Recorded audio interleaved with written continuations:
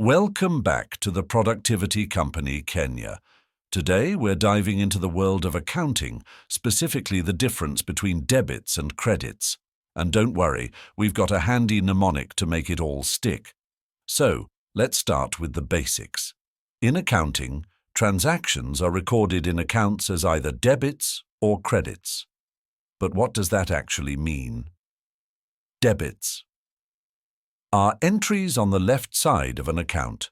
They increase assets and expenses, but decrease liabilities, revenue, or equity. Think of it this way.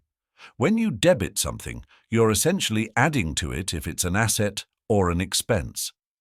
On the other hand, credits are entries on the right side of an account. They increase liabilities, revenue, or equity, but decrease assets and expenses. So, when you credit something, you're adding to it if it's a liability, revenue, or equity. To help you remember this, we've got a simple mnemonic, DEADCOIL,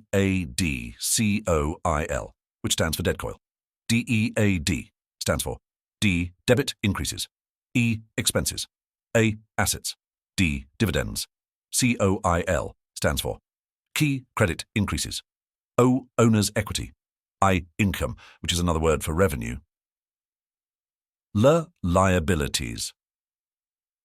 Let's break this down with an example. Imagine you purchase office supplies with cash. You're increasing your office supplies, an asset, so you debit the office supplies account. At the same time, you're decreasing your cash, another asset, so you credit the cash account. Or, suppose you take out a loan from the bank. Your cash goes up, which means you debit the cash account. But you also have to account for the loan, which increases your liabilities, so you credit the loan payable account.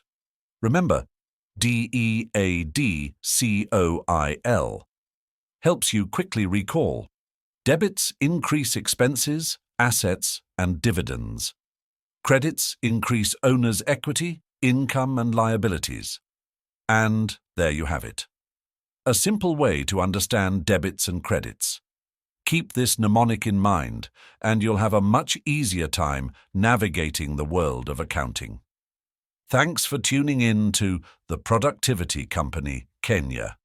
Don't forget to subscribe and leave a review if you found this episode helpful.